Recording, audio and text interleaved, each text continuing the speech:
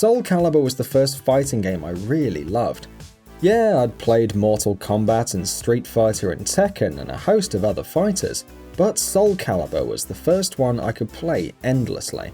Soul Calibur 2 was just as good as the original, adding more characters and more modes, while keeping the original's fast pace, simplicity and freedom of movement intact.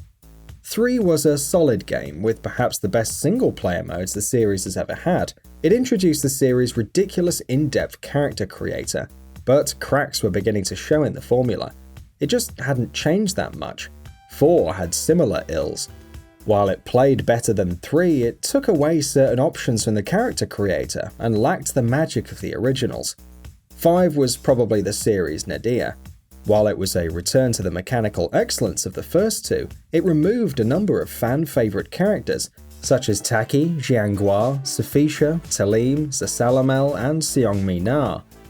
Soul Calibur 6, then, is a game with something to prove.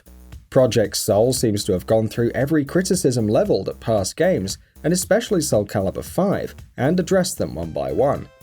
The easiest to fix was complaints about the series' core cast.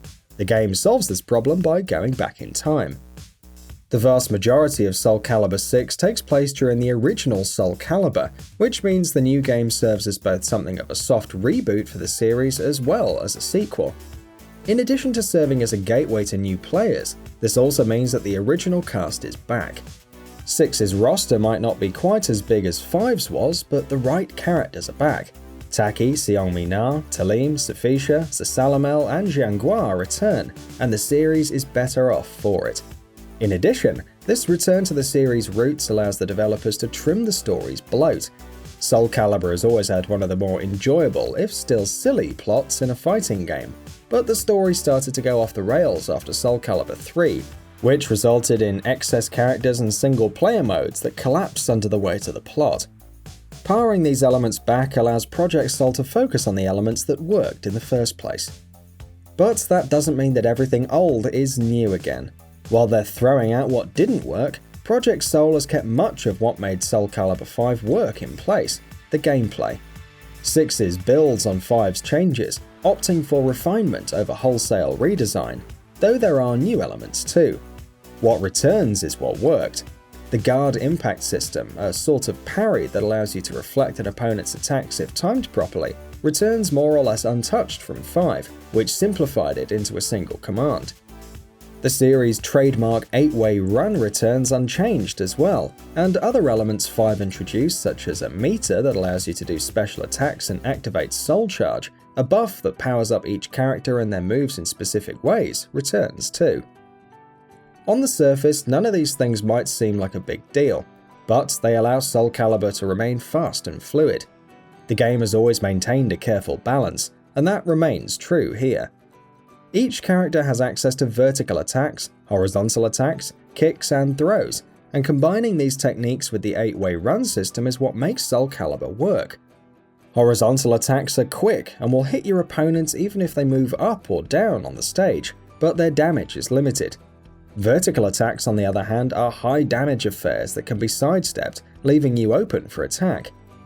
Kicks work as quick responses that can control space and work as counterattacks, and throws beat blocking. Combining these basic techniques in the 8-way run system is what makes Soul Calibur unique, and it's good that Project Soul has embraced the series' core while keeping new mechanics, like critical edges, think super moves in Street Fighter, and the refined Soul Charge. Unlike something like Tekken, the key to Soul Calibur has never been long combos or the ability to juggle an opponent, though certain characters do use juggling in their combos. Rather, the focus is on outmaneuvering your opponent, knocking them down and keeping them on the ground so that you can get guaranteed damage with follow-up attacks. Each character has a different way of doing this.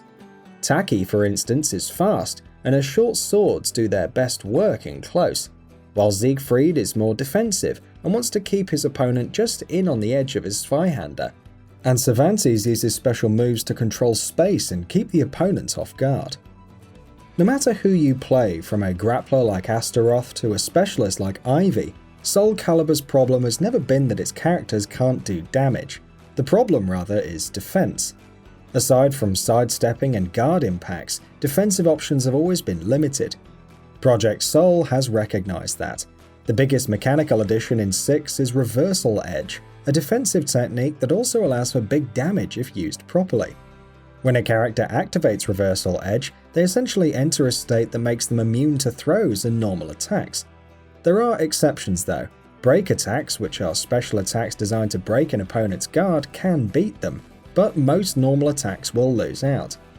After enough time has passed or you let go of the button, you'll transition to a Reversal Edge attack. Should it hit, you'll enter a mini-game, even if the opponent is guarding. During this time, you're free to enter an attack, block, or dodge. Attacks work in a rock-paper-scissors fashion. Vertical attacks beat horizontal attacks beat kicks, and kicks beat vertical attacks. If both players enter the same input, your characters will clash and try one more time. You can also dodge or block, though each comes with its own risks. Blocking beats everything except vertical attacks, which cause a clash state and prevent you from guarding a second time. Dodging provides opportunities for huge damage should you guess right, but each dodge only works on one specific type of attack. If you guess wrong, you're eating it. Reversal edges add a much needed defensive option to the game, and the fact that they're flashy is just a bonus. Of course, there's an arcade mode and a versus mode, but the real meat is found in Libra of Soul and Soul Chronicle. In the former, you create your own character and travel the world of Soul Calibur, meeting core members of the cast, fighting battles and advancing a story that parallels the journey of the main characters, all while gaining experience and leveling up, earning money and acquiring new weapons. The best comparison is Soul Calibur 2's Weapon Master mode, though Libra of Soul is even better. Between missions, you'll make moral choices that affect the outcome of the story and complete side quests. The former is window dressing, but it's largely well handled and interesting, and I was often curious about the paths I didn't take. The latter is something of a gauntlet. Traveling costs gold and is dangerous, as you'll often fight enemies on the road while you move from area to area. But it's also the best way to make money.